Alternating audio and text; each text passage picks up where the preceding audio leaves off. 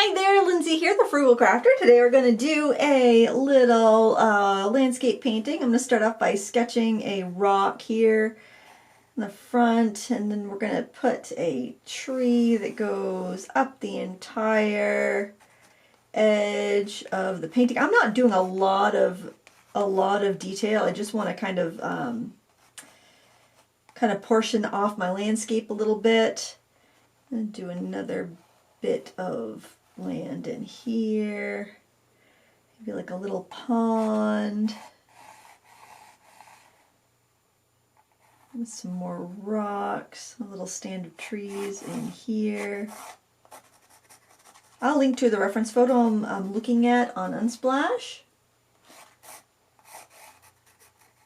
I just wanted something to kind of play with these watercolors that I'll be reviewing. I've actually been kind of putting around with them for a couple of weeks, but I just felt like I needed to get, I needed to do a painting that was just with these because I'd kind of been using them with other things.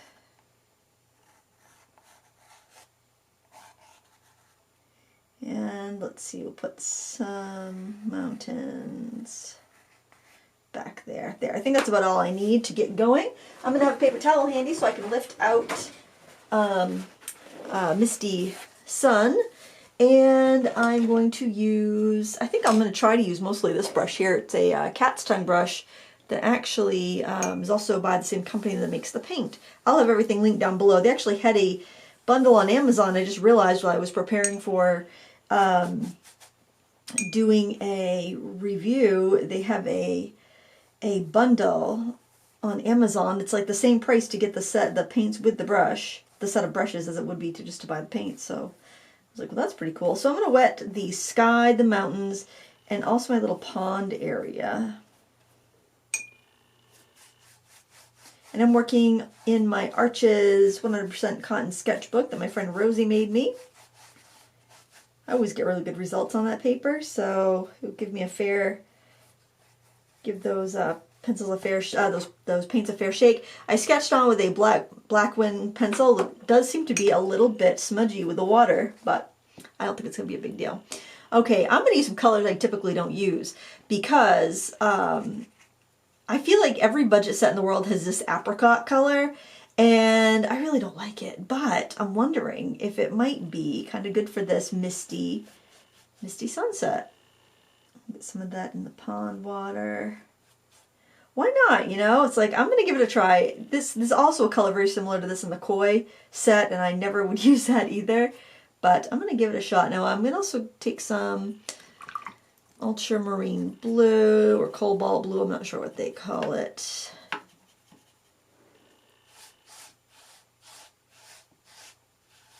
Yeah, that'll work out fine. So don't want to add any of that to the water.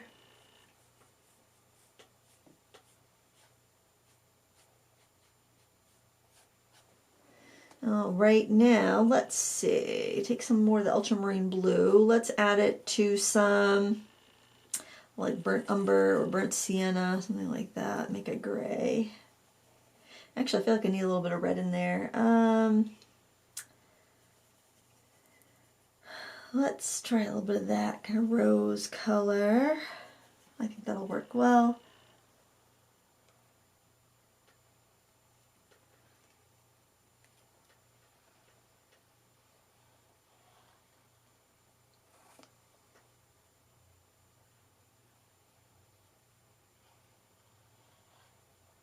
Just kind of brush it down. I'm going to blot my brush off, grab a little bit more of the blue. Let it get kind of misty.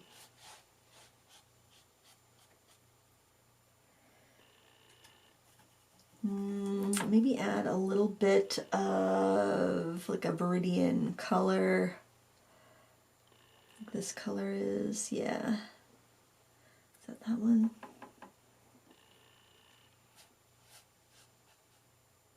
This is an unusual palette for me, but I'm kind of having fun messing with it here.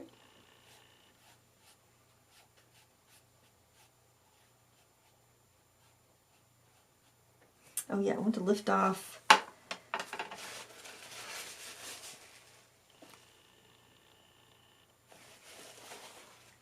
Probably don't have enough contrast there, but oh, I might be able to add a little bit of, let's take a different brush actually.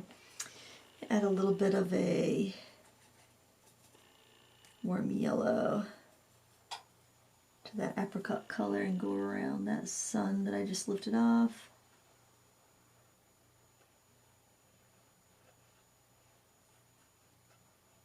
Since the sky is still wet, I think I can just kind of, and my brush is very dry, I just have a little pigment in there. I'm going to see if I can just kind of like let that radiate out a little bit. I think that'll work. Sometimes it's fun to use different supplies and then also different colors than you would typically use. It just kind of gives you gives your brain a different thing to work on. I want to have all this in frame. Hopefully you can see everything well enough. Let's see, I like that Viridian color. I'll just keep bringing that down.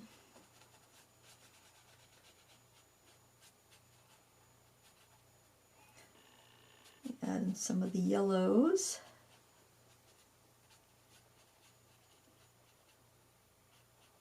Especially as we come forward.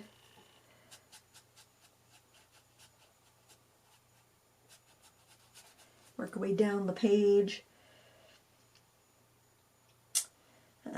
Let's see. Let's take some of that Viridian and maybe put in some faraway trees.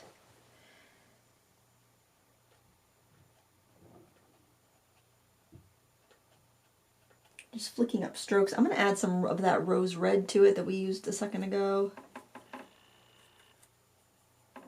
I don't want to have a lot of water on my brush because I got water on the paper. I'm going to grab some of that sap green too because I think I'll want that. I think I'll just give myself a little bit of a base.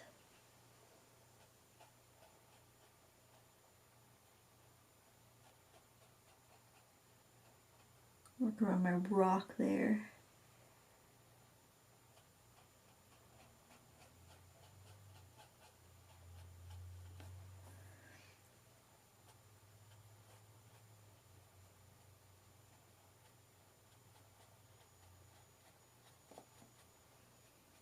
As I run out of paint, I'll just have these misty trees happening over here. I think that'll be nice. Give us some depth. Maybe pick up a little bit of moisture from my palette without picking up too much extra.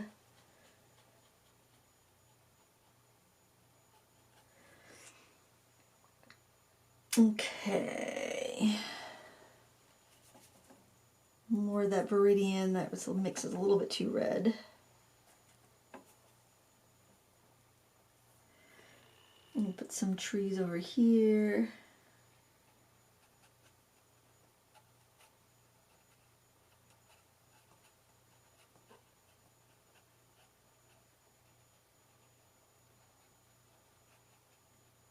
And some branches. Not a lot, just a little bit of texture basically.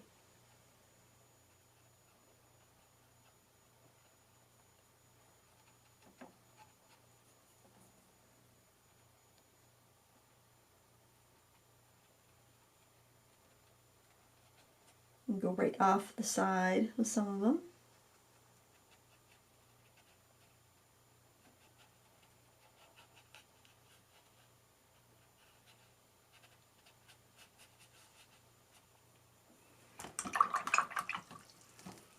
Grab some of the sap green, it's a little bit warmer.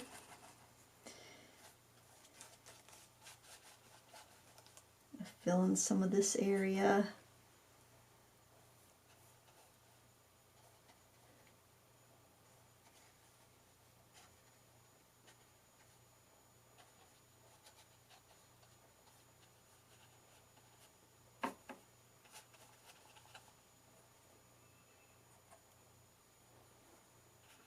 You can leave some little bits of rock peeking through the landscape.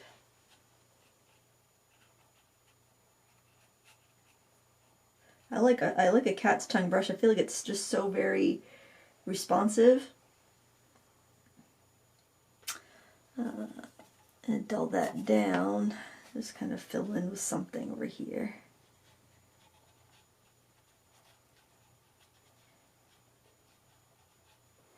I'm really crazy about that rock. It's a little too dominant. I might put, let's see, a little burnt umber and ultramarine blue. Make kind of a gray.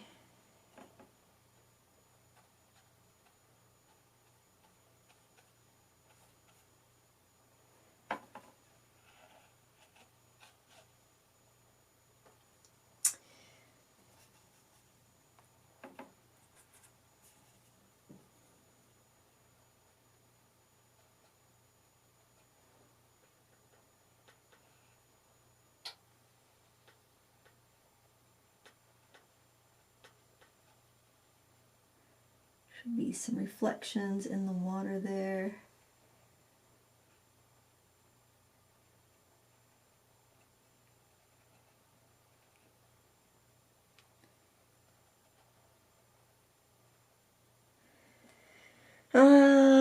Let's see. Let's get some of that rock color over here.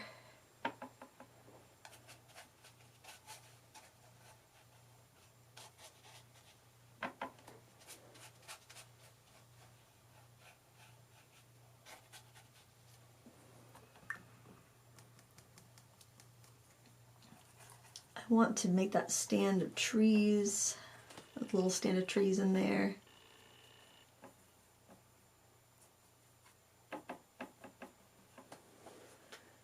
Get the one in the center that's kind of dominant.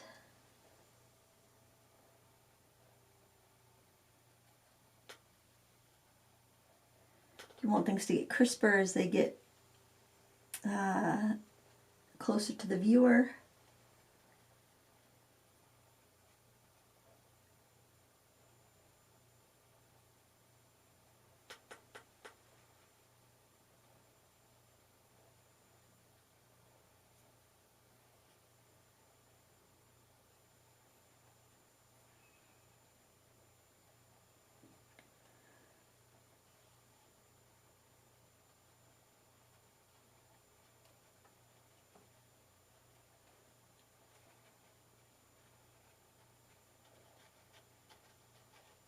Unify them with their shadow at the bottom.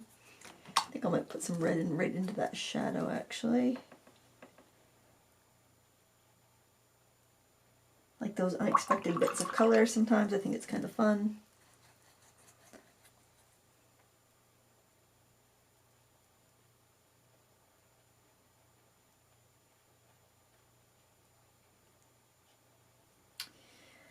Let's see.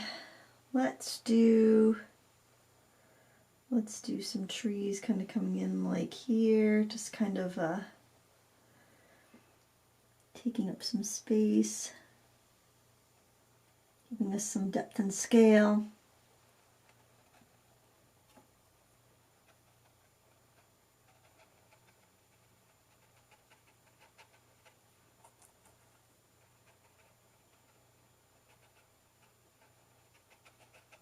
If you have wet paper underneath, your colors will fade out a little bit. I don't think that's a huge problem, but just so that you know that that's going to happen. Like you're in a little ravine underneath that rock. Let that tree come down even lower.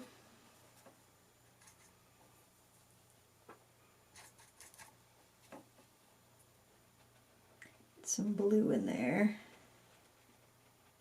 Give it some shadow without making it muddy.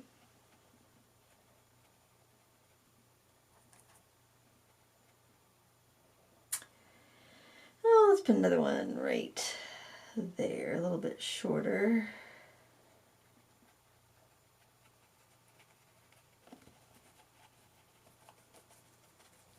I'm not putting every detail I see in the photo because I got a small piece of paper. There's no way I'm going to be able to do that.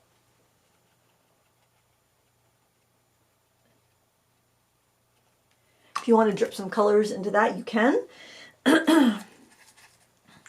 Maybe some blues.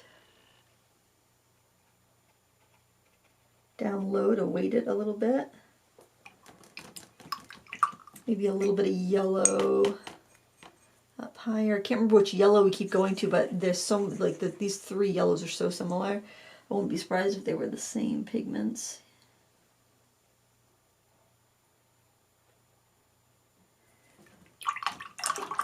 And I want to get that big tree over here. It's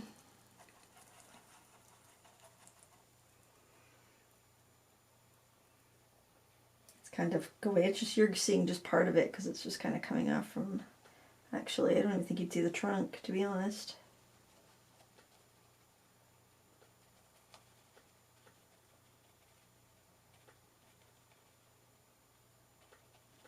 Yeah, I don't think you'd see the trunk.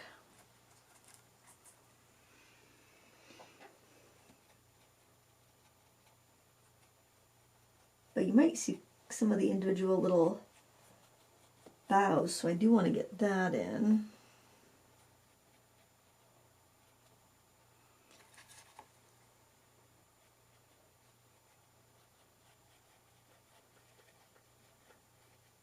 I don't want to mess too much with those. I do kind of like that blend that I've got going in there.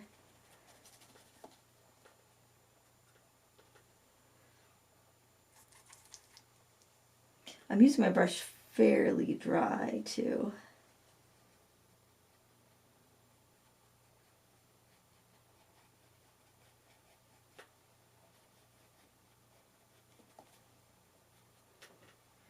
And let's see, do I want to do anything over here? Maybe just a little bit of,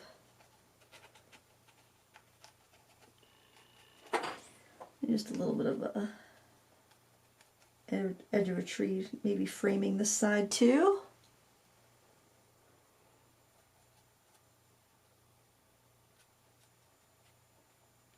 And then just a little bit of detail on the rock there. Not a lot, but maybe I'll just go in with a different shape brush just so it'll be a little bit different. Let's do a little bit of yellow ochre.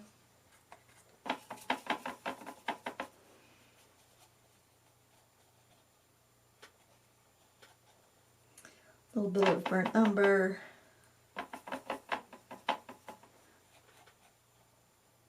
A little bit of ultramarine blue. All right, let's blast this with a heat tool and then see what we've got. I think it's going to be pretty cute for a simple little landscape. You know, we've got little bits of rock peeking out. We've got a little bit of color everywhere. If you wanted to have some more interest in any of these big wet and wet areas, you could sprinkle salt, and that would give it like a little bit of a texture, which is always nice. But you don't have to, obviously. I'm not. I'm just keeping it kind of plain.